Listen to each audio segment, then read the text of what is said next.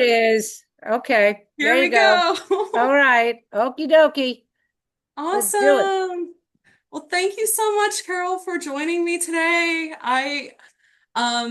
This is the creative mind of amazing Amanda Mulder, and I've been studying comedy. Well, I've been in improv for 23 years, but I've been doing stand-up for 2.5 years. And so I've just been like every month thinking and learning, thinking about the journey in comedy and what I've learned from, seeing comedy, talking with amazing people. And I've been a really big fan of yours since I saw you at Keller's here in Erie. I remember when I got, I was looking, I always go through and look for shows, and the description said that when you started comedy in the 1970s, there were only a couple women open mics or performances, and then now it's 2026, and honestly, not much has changed. And I see No. that too where I'm around in Erie. I think there's maybe four of us that come out regularly. Um, but you're a true comedy icon, and you've spent decades in stand-up. I love your show, Funny Women of a Certain Age. I love my t-shirts. Yo, yay. Yay. Yay. Um, and you just inspire me so much. So I wanted to ask you some questions and learn from Yeah, you today, of course. about things you've experienced. You've often spoken about sexism, ageism, and comedy and creating opportunities for women over 50. I'm not there yet, but hopefully when I practice, keep practicing for 10 years, I want to keep comedy going, and I'm so excited to learn from you and your journey. So thank you. You're welcome. Ask away. Okay. So if you could tell me, I love learning about the past, and I'm really big into history. What was the stand-up comedy scene like for women when you first started Okay. performing? Well, first, for the stand-up comedy scene, I started in 1979. So that was Okay. it's so 79. So oh my God, 47 years. So it's, of course, in any industry, it's not just stand up, but in any industry, things will change. But back then, there were limited comedy clubs. There was obviously no internet. So the only way you got to, there were no bar shows. It was the club that I started was a club called Pips in Sheepshead Bay. And it was in Brooklyn in a very Italian neighborhood. And the joke I used to have is that they didn't like a woman on stage. They just wanted me to get off stage and make sauce. But it really was like what the hell? What's this woman doing over here? Why isn't she serving me? Like it really was like that. And I started with Richard Jenny, who, if you don't know who Richard is, you should look him up. He was a brilliant comedian. I started with a gentleman named Andrew Silverstein, who ends up becoming Andrew Dice Clay. Because Andrew, I always say this whenever I talk about that time, is Andrew's an amazing impressionist. And the Dice character was really his take on doing Fonzie, because back then Happy Days was the hit, and he was doing Fonzie. I think I That's froze. awesome. Oh, okay. Oh, there I am. There I am. So yeah, so that's really and that out of all, he does an amazing Jerry Lewis. And so that's how he became what he became. But it was very, very different. If there were if there were a dozen women, it was rare. It was very rare to have more than and there was never women on the show. Never, ever, ever, ever. It was only you and yeah and seven guys. So what's funny is it's still it's better now because there's first of all there's way more female comics now, but it's still when it comes to the actual clubs, still the same thing, which is so funny to me because when I teach, because I also teach, and when I teach live. It's mostly women. It's mostly women every time. I think women have more to say. I think men have to. I think they're coasting on their gender and they're not really digging deep into comedy. But it is what it is. I after all these years, after 47 years in stand-up, I mean, I've seen I say this to people, I've seen so many trends and so many things happen and you know that, in a couple of months or a couple of years, the trend goes to something else. So whatever it is, it's not going to be around for a while. It's not going to be around for a long time. Yeah. Yeah. That's interesting. So, when you were learning comedy or when you were starting out, or even as life, went on, did you have any female comedy role models or did you have to pretty much forge your own path or do both? Um, I mean, I knew Joan. I knew who Joan was. I knew who Phyllis Diller was. I did actually. There's a great female comic named Toady Fields that does. She never gets enough. She never gets enough. Because they always talk about Joan and they always talk about Phyllis of the old women. Toady Fields was a killer comic. And because I grew up in my summers were spent in the Borscht Belt, so I was around comedy. And Toady used to, like I saw enough comedians, and that was one of the ones I actually went to see her. This is so funny. This is how dated this reference is, but there was a singer named Bert Convy. Bert Convy ends up becoming a game show host, from one of those. But back then he was a big singer, and Toady Fields was his opening act, and she had lost her leg because she was overweight. I think she was diabetic, but she used to perform on a scooter.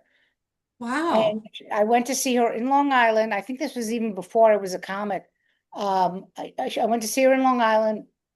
It was a theater in the round. She came running down on the scooter, did her entire act. She was amazing. But there weren't a lot, when you count those women, that's pretty much the people I knew. Because because there was if the internet was there back in the 60s and 70s, there would be more knowledge. I mean, that's the one good thing about the internet is the now you I mean you can learn so much knowledge. You can also learn a lot of not real knowledge and fake stuff, but you do like had the internet been around then, those Tony Fields would have been as big of a superstar as Phyllis and Joan were. That's so cool. Yeah, I'll have to look her up. I'm still learning. I like to learn about like the comedians of the past and Oh yeah, I always even before I came up with Funny Women, I was doing a women in comedy panel at the Las Vegas Comedy Festival about 25 years ago. And I always say that you know, yes, you can have a favorite comic now but you must look at the women that came before you. And that's yes. just the women who were well known. There's Rusty Warren was an amazing comic. She had in fact, if you watch Mrs. Maisel, they do that thing where they say knockers up. That was Rusty's line. Oh, She had an really? album called Knockers Up, and she was very, she didn't curse, but she was considered a very raunchy comic. Jean Carroll. I mean, if you look up female comics of the 50s and 60s, these women come up, but you don't really know them because, there was no um there was no internet to find them out. But if you look them up now, there's some amazing great. You should always look at the comics because nothing's new. That's the other thing. I always say that to people. It's like everyone thinks that they're forging new. No, nobody's new. Everyone does. They're. I think I forget what there's a screenwriter that once said there's only four premises, and everybody works from those premises. Yeah.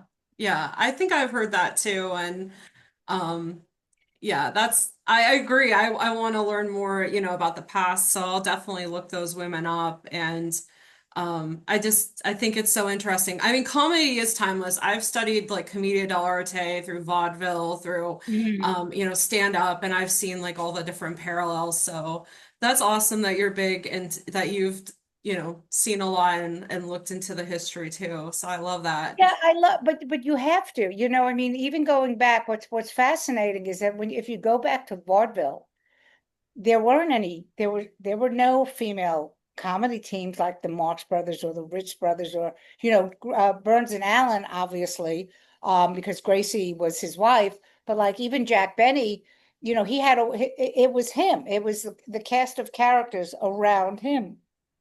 So, you women don't really start, going, oh, maybe I can do this until like the late 40s, early 50s. Wow. Yeah. Wow. That's amazing. Because uh, like even back further, like Commedia dell'arte had women, and it's just like, where did women go? It's like, but it's like it's so good that, like you said, there are a lot more female comedians out there.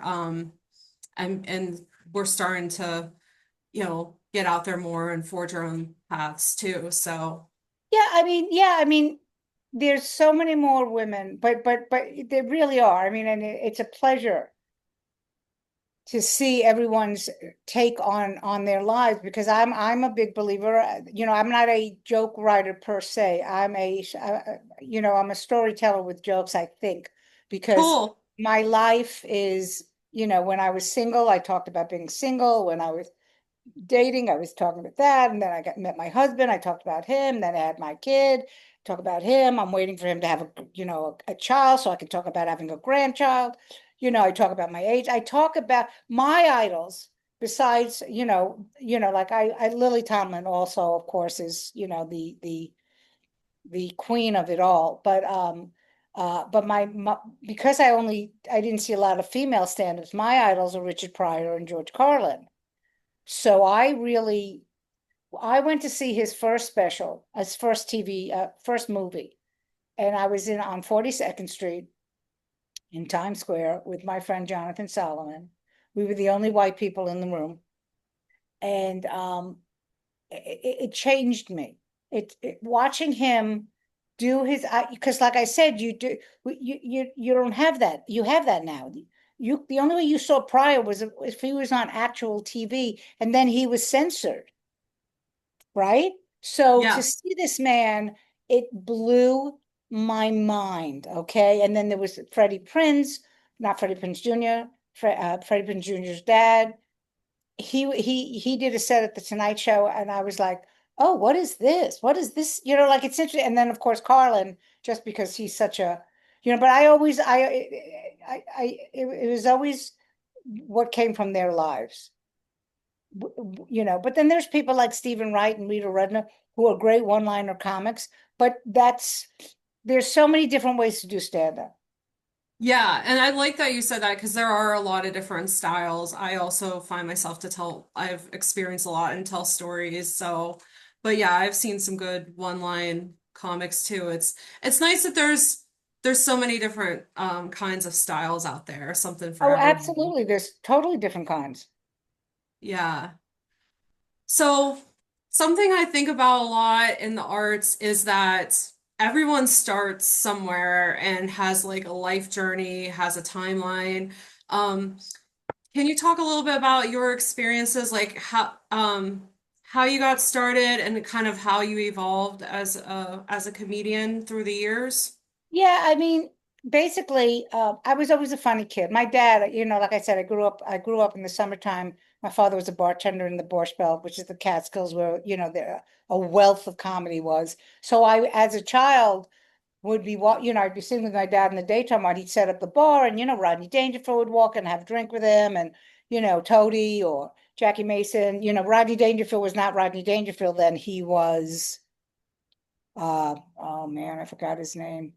He had a different name. I usually know the name, but he was an aluminum sidings guy, and when he changed his whole career changed when he got the I don't get no respect. He was 50. Like he just went, okay, I have to say, oh, it's Jack Roy. His name was Jack Roy. Okay, So yeah. so I grew up around that. And years later, I remember saying to my dad, it's your fault that I became a comic, because I mean, I didn't know anything better. These were people, and I used to meet, I have a great picture. There was a sitcom called Car 54, Where Are You?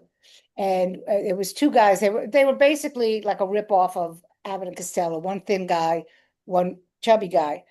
And Joey Ross was the chubby guy. And I have a picture with him, at the pool. He's in his swim shorts, and he's holding me, and we're both smiling because he was just a guy. So to me, comedy was just something you did, just like my dad was a bartender in the summertime. So, but the way I actually became a stand-up is like I said, I was always very, you know, quick-witted and all that stuff. And I was working in summer stock. I thought I wanted to be a theater person. I wanted to do be a lighting designer and work on the crew. And I was in summer stock. I was working as a doing when you do summer stock as a crew member, you're doing everything. We did lights, we built sets, we broke sets, we costumes, we did everything. And one of my friends, it's so funny because I always talk about him. One of my friends, I always say to people, if he's in the audience, I go, and if you didn't like me, here's the guy that pushed me into becoming a comic, which he's always embarrassed about, but he loves it. But he said you should go into stand up. And I was like, I didn't, like I said, I didn't even know what stand up was. It was 1979. It was the summer of 1979. And that August we decided we were going to have a Christmas party in July. In July, it was in July we did it. And he said, I'll help you write some jokes. And I wrote some jokes. And I don't remember the act. I wish I remembered those 5 minutes. I so wish I remembered that. But I went and it was like I came home. It was like, oh, this is what I'm going to do forever. And then I came home, literally came home and started I lived about, I don't know, a couple of miles away from Pips. I didn't drive, so I would take the bus at night to go to Pips. And that's where I started. Pips gave me my first start. So yeah, and who knew? I mean, I always joke. I go, I've been stand up 47 years. I could have killed somebody twice and been out of jail by now. Do you know what I mean? Like, who knew that this was going to be what I became? I mean, I guess I did know it, but it is funny when you look back when you're young, like, I want to do this. And, my parents thought I was out of my mind. They wanted me to get a job and get married and that whole bullshit. And that wasn't, that I wasn't following that path.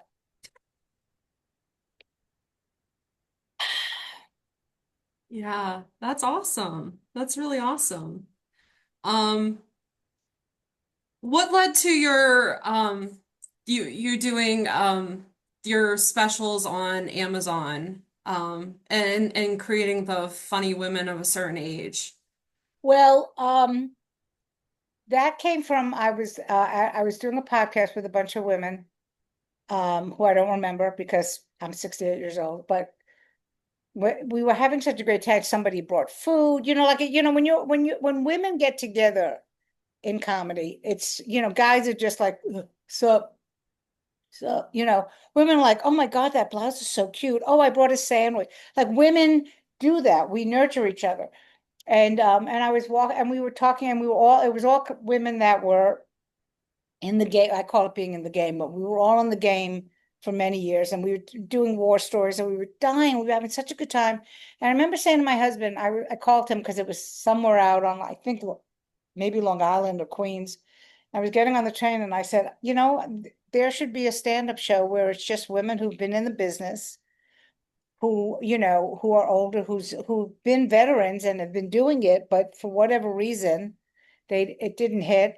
And my husband, who, never agrees with anything I say, said, this is it. Because in comedy, the longer you're in it, you'll realize that you'll have millions of ideas and the old saying, if you throw enough shit on the wall, something's gonna stick. And this stuck. We ended up getting a residency on the Lower East Side for 6 years. And the only reason we stopped doing that was because it closed, the theater closed. And it was at that theater that my business partner said we should do a showcase. And we did an industry showcase. We originally were with Showtime. They were the ones that gave us the specials, but then last year, I think it was in March. Yeah, it was in March last year. Comedy Dynamics bought all three specials, and that's why they're now on Amazon. They're on Apple. Oh, They're on okay. Tubi. They're all over the place now, which is great. So I get to see them for free because I'm not paying for that. I'm not paying for Showtime. So Yeah, that's awesome. yeah. Um, so you've seen comedy throughout the decades. What has improved for women comedians? That's a great. Has Not a damn, anything? not a damn thing. Um, Okay. yeah, I don't know. I mean, that's a tough question. It really is because, in all seriousness, is you want to believe that things have changed, but the world, if we're talking about things changing, women right now are not having a good renaissance, let's just say that. Remember, I started in the 70s where, Title VI and Roe v. Wade, not Title VI, Title IX. I don't fucking Yeah. remember. Yeah, Title IX, Roe v. Wade. And now everyone and their mothers are trying to turn, now you've got the trad wife, phenomenon where women are like, yeah, I want to be submissive to my husband. I'm like, what did you take? Did you guys trip? What, so I don't know if it's gotten better. I mean, there's more women that are successful. That is absolutely true. And most of the women I know that have hit big use their friends. I mean, that's just part of the game. You try to lift up other women. Um, but yeah, I mean, you'd have to really talk to other women about what it's like to be on the road. I was very lucky because I was also somebody that was very aware of my surroundings. I mean, I never felt unsafe ever. I had a few incidences where, one time at 2 o'clock in the morning, someone knocked at my door at 2 o'clock in the morning when maintenance, and I was like, and I remember standing behind the door thinking, how fucking stupid do you think I am? That maintenance. So I went, okay, hold on one second. Let me just check with the front desk, and and I could hear them running away from the door. So that's just being a woman in society. Hmm. You know what I mean? That's just, so I don't know. I'd like I said, I'd like to think that it's gotten better. But honestly, like I said, with the way the world is right now, I don't think it has. Yeah. That's good to know. I mean, because I feel it too, but I'm in such a weird microcosm that it's Right. it's good well, it's not good, but it's interesting to hear like it's a universal thing, not just in my Yeah, area. I mean, like right after COVID, I never forget. And if I once, oh God, I have no memory left. Somebody had posted that right after COVID, the first, like when people started coming back in clubs, this wasn't like it in here in New York. This is in LA. The Comedy Store, the Laugh Factory, and the Improv, their weekend shows had zero women on their shows. And somebody had made a big, and it was a big deal. And we were all like, are you kidding me? At least in New York, I have to say, because I work at a club called the Comedy Village. That's my home club. And that's in Hell's Kitchen, like 2 blocks away from not 2 blocks, two storefronts away from the original Improv, all the way, that was in there in the 60s. And he's really good. The owner is great. He's a comic. He supports women. He always has women on the show. Stand Up New York always has women on the show. More than one women. QED. Uh, Even Gotham. I don't Gotham. I think the Cellar has at least one or two women. So it's a little bit different. But how do you come back from COVID and not have one female in the major clubs? It was so insulting to me. That's honestly mind-blowing. Wow. Mm-hmm. Mm-hmm. It's wild. Wow. And I love that you talked about the Catskills. I just came back from the Hill People Comedy Fest in the Catskill Mountains Uh-huh. What was the name of the and festival? it's called the Hill People Comedy Okay. Festival. Okay. Um, and they have like a class and they have people can perform, but it's like it's a very artistic, positive, supportive community. And we had like Mia Jackson, who's a Oh, I female know Mia. comedy. Yeah. Yeah, yeah. She taught our class and she was there like answering questions and engaging with us. And I love being around other women that, like you all that lift up, younger comedians. And someone asked at the panel, and it was a guy, he was really nice, but he said he wanted to know more about the challenges that female comics face today that audience might not realize. And I thought it was great he was asking that question. Like from your perspective, what challenges do you think, you know, they face? You see, I'm the wrong person to ask that. Oh, okay. No, no, no. Let me explain why. There are women that deal with that, but I've never. I go on stage and I'm who I am. That's I've cool. always been that way. I mean, like there are comics, women that have actually done my TV show that are like, oh, I hate mentioning my age. The first thing I say is how old I am. Last night, for example, I was doing a show. It was called New Material Night at West Side Comedy Club, and the entire front row were they were studying to be occupational therapists. So that means they were either in college or in grad school. So they were, let's say, 23, 24. And it was like they were all around there. There were a couple of older people in the back. And I just said, this is who I am because I'm working on a piece about, aging and all that stuff.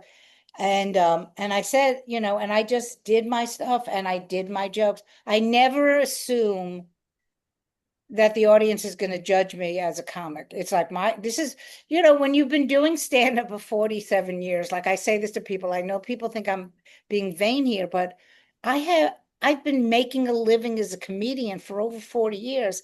If whether or not you think I'm funny, and it doesn't, because you still get those internet trolls. Well, I didn't think you were funny. I said, okay, I don't care. I still got paid for the gig. So I made a living as a comic. So when I go on stage, it's like I say to people, it's like clocking into a job. Like there used to be an old, here's where I really date myself. It was an old, I think it might have been Bugs Bunny. It was Looney Tunes where and it could have been the Roadrunner, but basically at the beginning of the day they go, "Morning, Bob, morning, Bill," and they clock in, and then they spend the entire cartoon running after each other. And then Yes. 3 minutes later they go, "See you tomorrow, Bob. See you tomorrow, Bill." And that's exactly how when I go on stage, my job is to make you laugh. Okay, this has been my job. So if you don't like me, 9 out of 10 times, it's because you just don't like me. It's not because I'm not good. But that's 47 years. When at your age, I still, if somebody doesn't like, I used to, I'd be like, they hate me. And it's like, they don't hate you. It just wasn't a good joke or whatever the reason was. Yeah. Yeah. Well, that's good to know. Yeah. Mhm.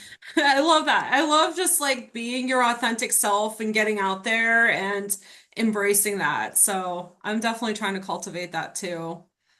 Yeah, and the whole thing, like I was talking to you before about trends.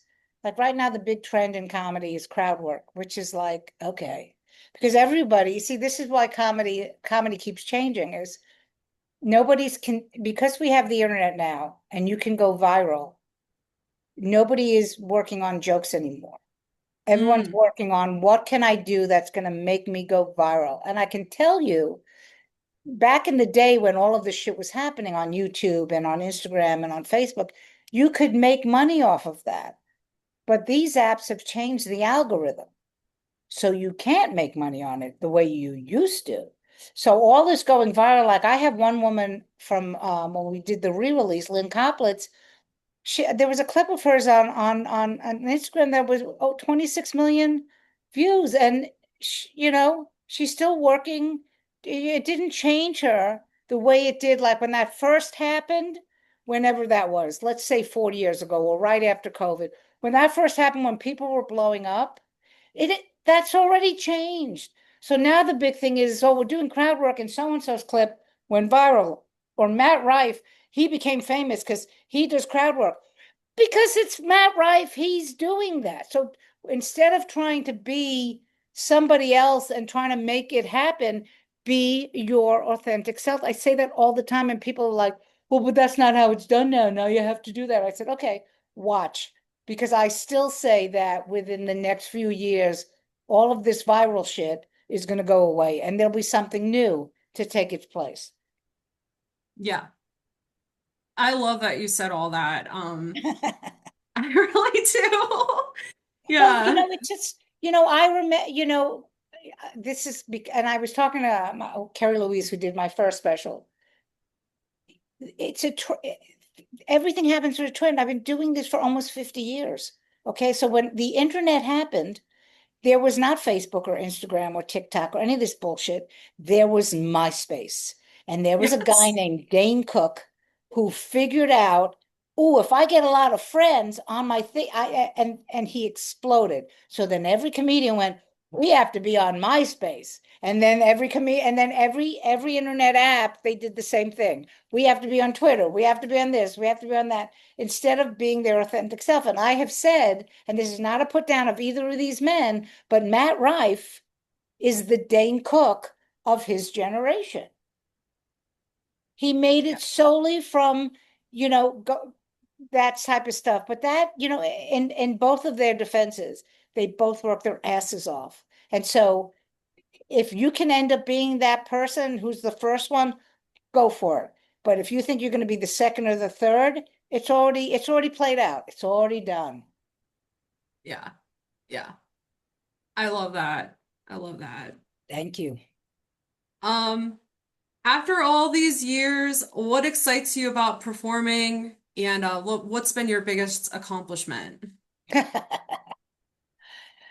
Nothing excites me about performing anymore. I'm tired. I'm so fucking tired. Um, I do like, I'll be honest with you. I like the show that I did last night. Um, that's fun to me. Trying new stuff out still excites me because when, there was a joke that I had written that I tried before and it didn't land right. And it landed right last night in a group of children who loved it, who did, I ended up putting one of the lines closer to the punchline. So then, you know, but that to me is the most exciting, is when I'm working on new material. The actual performing, like I said, it's like me clocking in. I will look, especially when we do theaters. I'm always excited when I do a theater. I always look at the just because sometimes we have the logo in the back, the behind the stage when we go out. And when just before I go on, I think about it and I go that, that's pretty cool that I came up with this, and that I'm performing, and I always give 100%. But yeah, it would have to be trying out the new stuff because I don't go out a lot. Like I say to people, I don't have to work on my timing anymore. It's more so if I have to work out a new piece and everything. And I guess my biggest accomplishment in my career, because of course, because if my son sees this, I'll have to say it was him. Oh yeah, absolutely. I mean, he's my biggest accomplishment, Yeah, because I raised an amazing human being. that's Um, awesome. yeah, I did. He's a pretty amazing human. But I would have to say that first special. That first special, you have to, it was very emotional for me. Both of my parents had passed at that point, my mother earlier than my dad. And so when I got up on stage and we did it in Brooklyn at the Bell House, and the first thing I say is, I'm back, Brooklyn, because, I had left Brooklyn and moved to Manhattan, and that's a big deal. And I dedicated all three specials to my parents, because I felt like, I mean, but the first one, like I was actually looking at the first one a couple of days ago because I wanted to see what material I had done on that special. And when I walked out at that first special and the reaction of the audience, because they knew I created it, that was amazing. Like that, my son, and my son was there, my husband was there, my best friends were there. It was a huge moment, So that to me, I think that first special was my greatest accomplishment. That's incredible. I love that. How do you select women to be on your shows? Are they women you've known a while or That's a great. That's no one's ever asked me that. That's amazing. People send me money. No, I'm kidding. So if you want to bribe me, please send me $500. No, the original specials were women I knew, um, uh, that I knew that had been in the game for a long time and just needed a little extra push. We ended up adding, a couple of celebrities because in television, you can't really sell anything new unless there's a celebrity. Yeah, it's stupid. You know, in the old days, like I was just talking about this with someone, you know, when I lived in LA, I remember being at an audition for a commercial and seeing the audition board for a new TV show called Roseanne.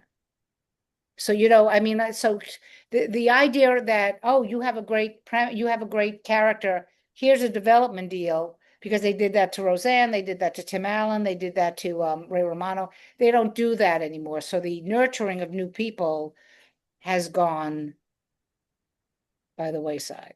Why was I saying that? I forgot why what was the question?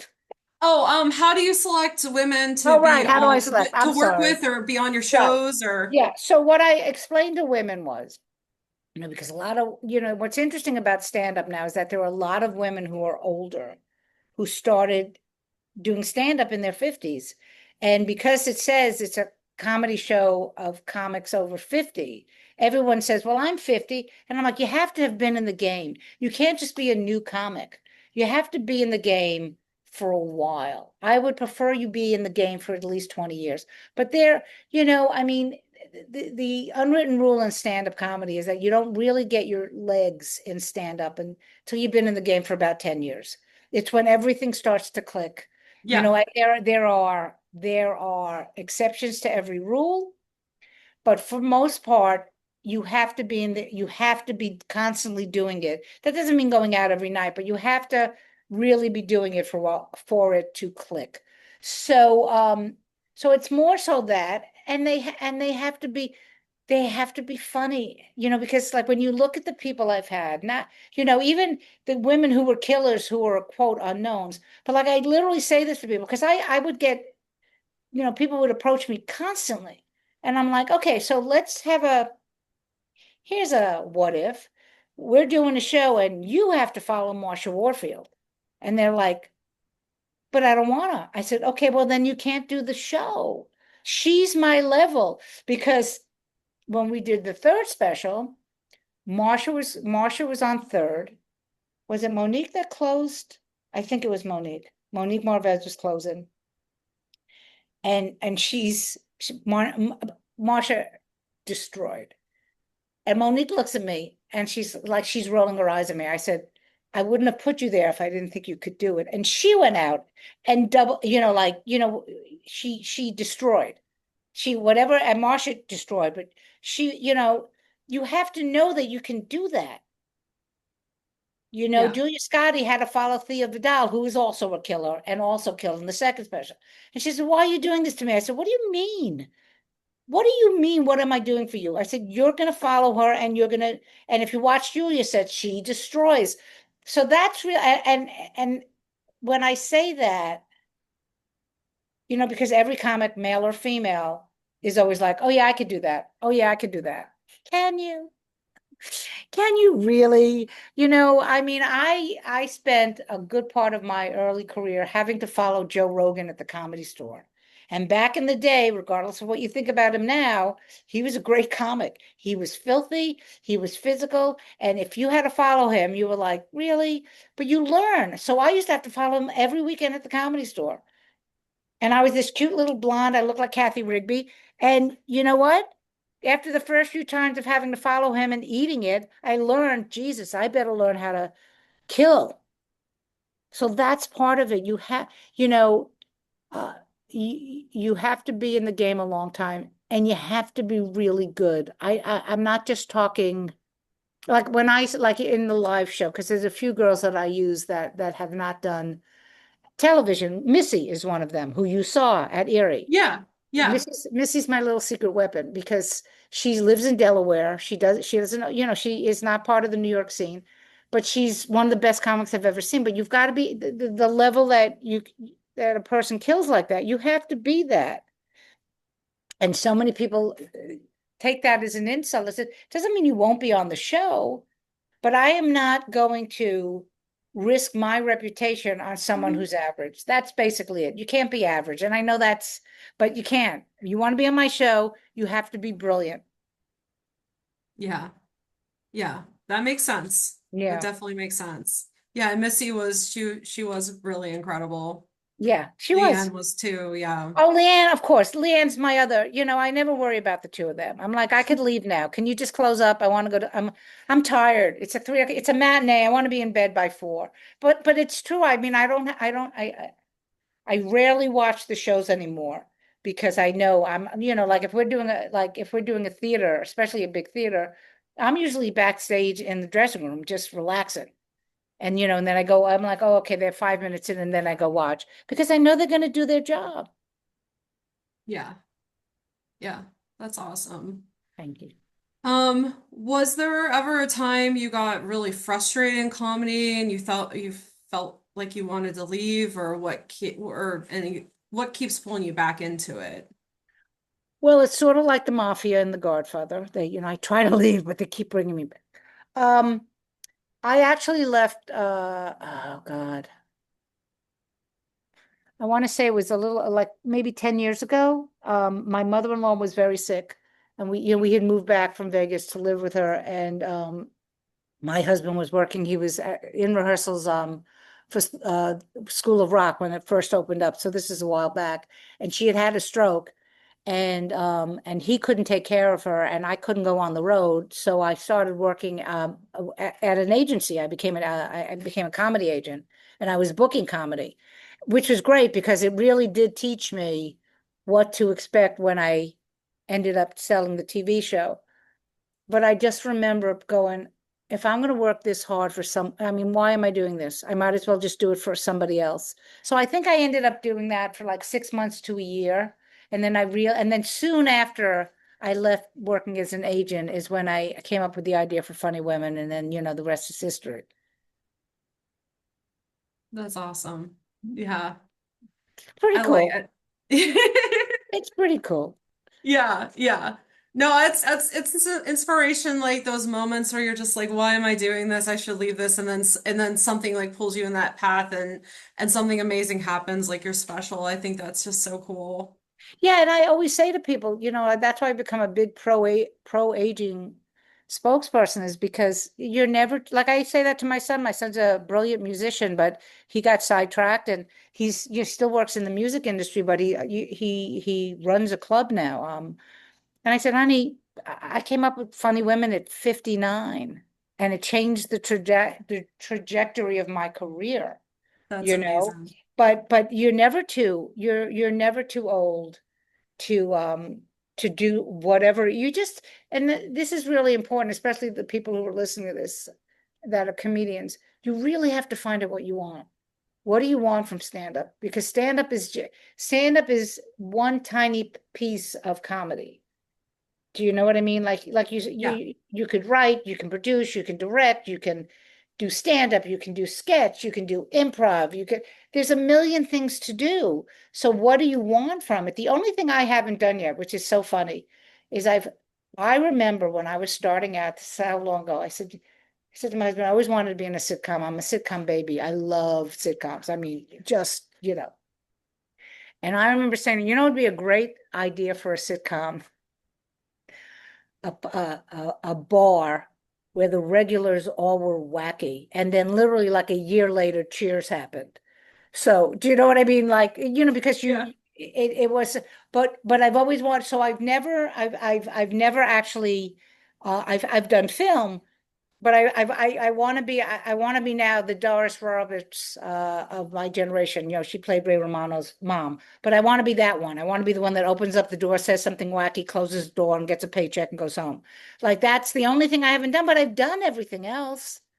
And if I don't get to do that, okay, but I will because I know me and I know, but somebody said this. I one of the things also about this business, you have to roll with the punches because I know comics. I won't mention the person's name because he's still very bitter, but he ended up having a very big part on something and became, because that was the part. And he's never done anything else. And to this day, I mean, I remember because he was, I want to say he was big in the mid 80s. I remember always running into him in LA, and he was always so bitter because he never learned to roll with the punches. Okay, so you were that guy. That's great. Now find something else. Every time every time like, they say every time a window closes, a door opens. It's true. If like I talk about the stuff right now with viral stuff, that's going to end. Trust me, that's going to end. And what are you going to do next? So make sure the material, make sure you know what you want to do. Make sure the jokes are there. Joke, joke, joke. That's the most important thing. That's awesome.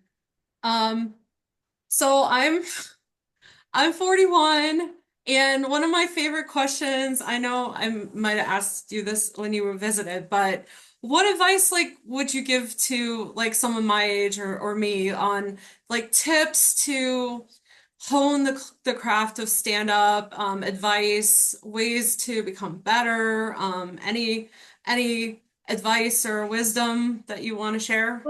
I would just say keep doing what you're doing. Because you live in a micro, you're in a tiny scene. There's not a lot. I think we talked about this. The fact is, get up whenever you can. Get up, whether it's, there's Zoom shows, there's this. I know everyone hates Zoom shows, and I hated them too, but they do serve a purpose. For me, like when I was doing the jokes last night, and a lot of it is, and I know that people, they think it's a joke, but I am older.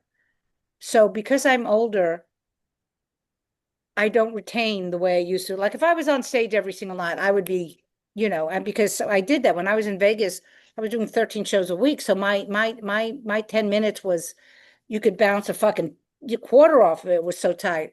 But so when I do go on stage, it's more because I'm listening to the musicality of the joke because my delivery is very musical.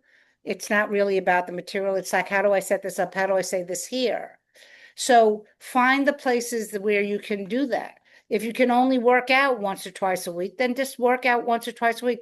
If you know somebody who has a shitty bar, because every open mic is in a shitty fucking bar, go there. I don't know what the situation is with Keller's because it's more of a magic place, but find the places and find your people, because for example, so I'm working on this new piece and I know that there's a million bar shows in New York. So I just posted on social media, hey guys, I need to work on this new piece.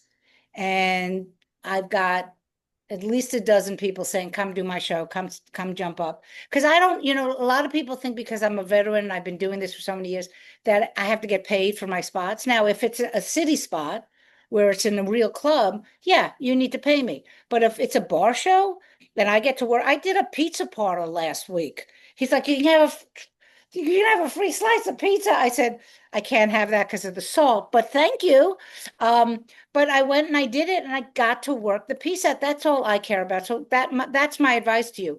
Get up as much as you can, regardless of whether it's, like I said, whether it's online Zoom or or live. But the only way you get strong, this is the only field where you can't fake it.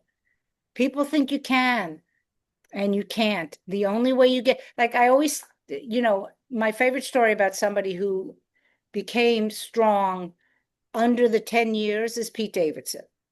Pete Davidson was a young kid. His managers owned a club. So he used to be the MC and they used to do 2, 3 shows a night. So Pete was on stage every single night. And he was always, he was always okay.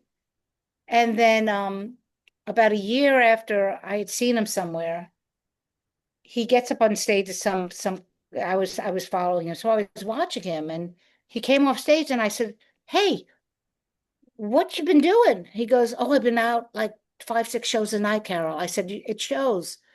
So you know what I mean? And because he did that and he had the ability because he had a manager who owned a club, that's what you do. The more sets you can do, the better. It's only going to make you stronger. That's awesome. Yeah, I there are some open mics here. I've been trying to get out more and I'm trying to even now that I'm off during the summer because of being a teacher, I'm trying to go even other places like out of town and do different things. I mean mom always said you just never know where like who you'll meet, where life will take Right. you to get out there as much as you can. I agree. I think that is the best thing that I'm trying to do that more for Yeah, sure. step out of your comfort zone. Step out of your comfort zone because you can be like, oh, I could, while I'm talking to you, my little baby dog is underneath all of the pillows, and I could be like, I could just stay there with her and never leave the house. But like, and I didn't want to last night. I mean, I had already asked for the spot, and I was like, oh, the show's at 8 o'clock. I'm already in my pajamas at 8 o'clock. But I went out and I did it, and I had a really good time. So even if it ends up sucking, you have to get out. That's the only way you get strong. I know people are like, but can I? No, you have to get out. It's always uncomfortable to be like, what if they don't like me? Who cares? I once did a when I was working on the specials, I my friend was doing an open mic and it was only comics. And when I went on stage, they all left. So I was playing basically to my friend, but I had to get the material out because I was working on a TV show. You know what I mean? So yeah, get out. That's my final advice. Awesome. Thank you. So you're still in New York, or you want to talk a little bit about like the things you're doing now or where people could find you? Yeah, I'm still in New York City. Like I said, I'm usually at the Comedy Village. Sometimes it's stand up New York, sometimes at QED. Like I said, I don't go out a lot. Um, and I mean, people can follow me on social media. I'm all over the place, and we're trying to sell the next round. It's a little bit harder now because TV is pretty much owned by, I don't think there's a network that isn't owned by a fascist. So that's kind of tough. But we're trying, and I do think we will sell more because the funny women of certain age, there's always going to be older women.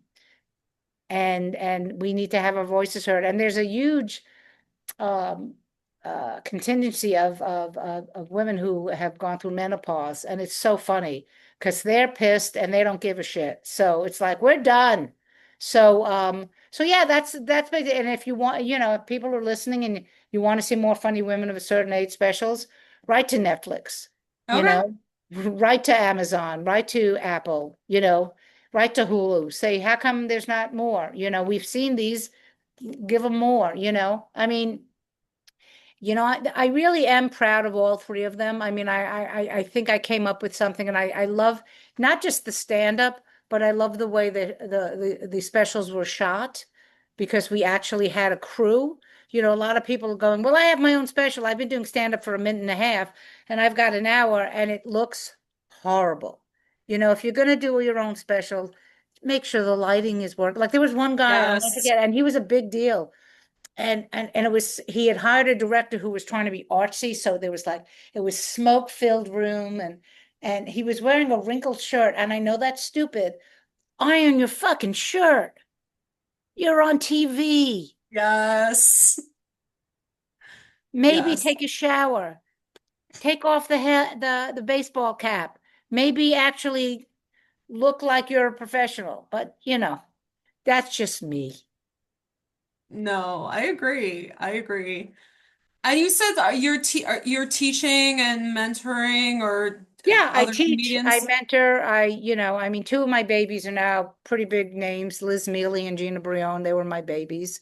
But I do teach. I teach an all-female comedy class once a month at the end of the month, every month. And I haven't, I used to teach at QED, but then it got taken over. And the thing with all of this is that, like I said, I'm really lazy, Amanda. I know it doesn't sound like I'm lazy, but I'm so lazy and I'm tired. I'm tired. So I don't do as much as I used to do. But yeah, I mean, I love podcasts like this because I do think it's important that that people learn from, my experiences. I mean, I've seen them all. Do you know what I mean? I remember when Jerry Seinfeld was just an MC at the comic strip. I remember when I saw Robin Williams when he just became Robin Williams. Like and Robin came in one night with Sam Kinison. So after Robin did his set, Sam came in, and Sam, you either loved Sam or you hated him, and this audience hated him, and he was just it was like watching a rush hour line of people going onto the subway. People were leaving in droves, yelling at him, "We hate you, you suck," and everything. And Robin was laughing his like I've seen them all. I've seen Ray Romano. I saw Tim Allen at Igby's before he, sold his.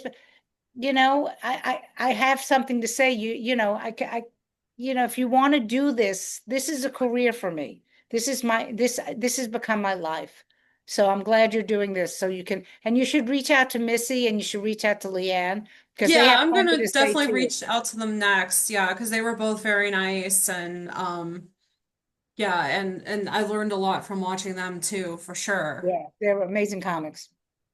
That's awesome.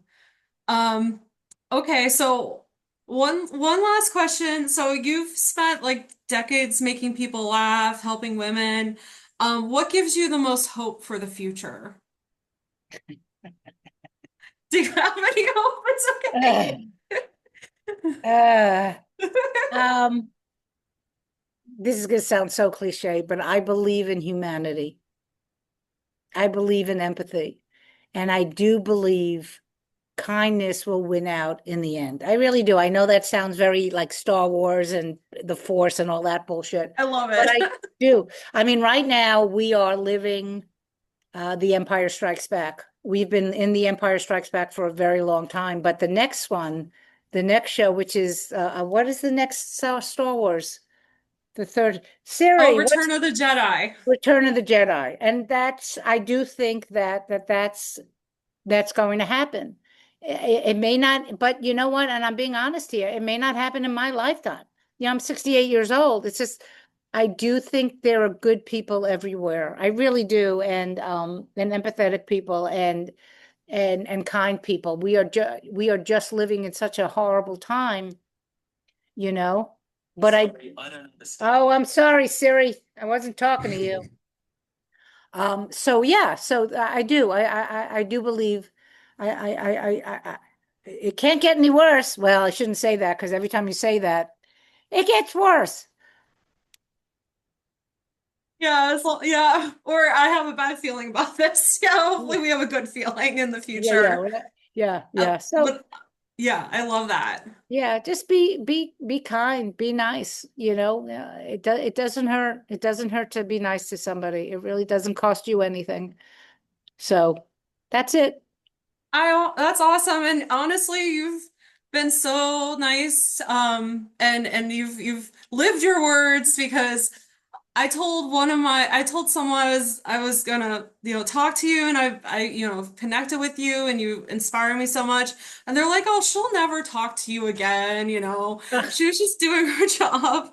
So you really are incredible for like, I know we're on Instagram and like being able to talk and I've learned so much from our conversation today. Oh, So well, thank you. And keep doing it every day as much as you can, while you still have the energy. yeah, I'm very committed to it. I'm like, I'm Yeah. in a relationship with comedy. That's all I can handle. Yeah, exactly. Exactly. Exactly. Yeah. Well, thank you so much. Okay. I'm going to if it's okay, take a screenshot with Of you course. Of because course. I gotta document this amazing moment. And oh, oh, it didn't work. Let me do this. Good old technology. Awesome. Got Cool. it. I'm gonna Thank go you. snuggle. I'm gonna go snuggle with my dog now. Awesome. Well, tell your dog I said hi. Of course. And let me know when you post this and all that stuff.